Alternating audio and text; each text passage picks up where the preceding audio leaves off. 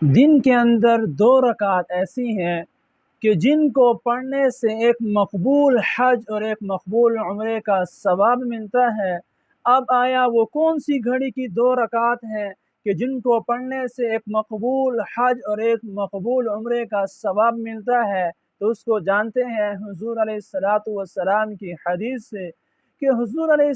السلام نے فرمایا کہ جس شخص نے فجر کی نماز پڑھی اور اپنی جگہ پر طلوع آفتاب تک بیٹھا رہا، اللہ کے ذکر میں مشغول رہا، طلوع آفتاب کے بعد مکروہ وقت نکلنے کے بعد اس نے 2 رکعت اشراق کی نماز پڑھی، تو اس 2 رکعت اشراق کی نماز پڑھنے پر اللہ تعالیٰ اس کو ایک مقبول حج اور مقبول عمرے کا ثواب عطا فرمائیں گے۔ اتنا مبارک عمل کہ حضور علیہ السلام صرف 2 رکعت پڑھنے پر ایک مقبول حج اور ایک مقبول عمرے کا ثواب مل رہا ہے، لیکن ہم اس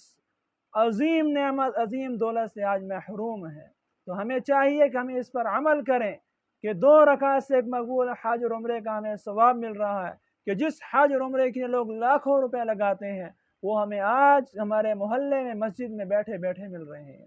تو اس کا طریقہ یہی ہے کہ فجر کی نماز کے بعد اگر طلوع آفتاب تک ہم بیٹھے رہیں اپنی جگہ پر، ذکر اذکار میں مشغول رہیں، اور پھر طلوع آفتاب کے بعد جب مکروہ وقت نکل جائے، 15-20 منٹ کا وقفہ نکل جائے، تو پھر یہ 2 رکعت پڑھیں جن کو صلاۃ الاشراق کہتے ہیں، اشراق کی نماز کہتے ہیں، تو اس سے یہ فضیلت ہمیں حاصل ہو سکتی ہے۔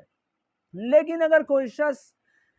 اٹھ کر چلا جاتا ہے فجر کے بعد، فجر کی نماز پڑھ کے گھر چلا گیا، کسی کام چلا گیا، پھر وہ بعد میں اگر نماز پڑھتا ہے اشراق کی، تو آیا اس کو بھی کوئی ثواب ملے گا؟ تو اس کو بھی اللہ کی طرف سے ثواب اور اجر ملے گا، وہ بھی اجر سے خالی نہیں۔ حضور علیہ السلام نے فرمایا کہ اللہ تعالیٰ فرماتے ہیں کہ جس شخص نے دن کی ابتدا کے اندر ان 2 رکعت نفل کو پڑھا، اللہ تعالیٰ دن کی انتہا اور اختتام تک اس کے لیے کافی ہو جاتے ہیں۔ دوسری حدیث شریف میں ہے، حضور علیہ السلام نے فرمایا کہ جو شخص یہ 2 رکعت نماز اشراق کی پڑھے گا، اللہ تعالیٰ اس کے تمام گناہوں کو معاف فرما دیتے ہیں، اگرچہ وہ سمندر کی جھاگ کے برابر بھی ہوں۔ تو یہ اتنی عظیم 2 رکعت ہیں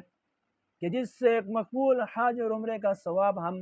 پا سکتے ہیں، اور اپنے گناہوں کی جو کہ صغیرہ ہوں ان کی ہم مغفرت کرا سکتے ہیں۔ تو اللہ سے دعا ہے کہ اللہ تعالی ہمیں اس پر عمل کرنے کی توفیق عطا فرمائے۔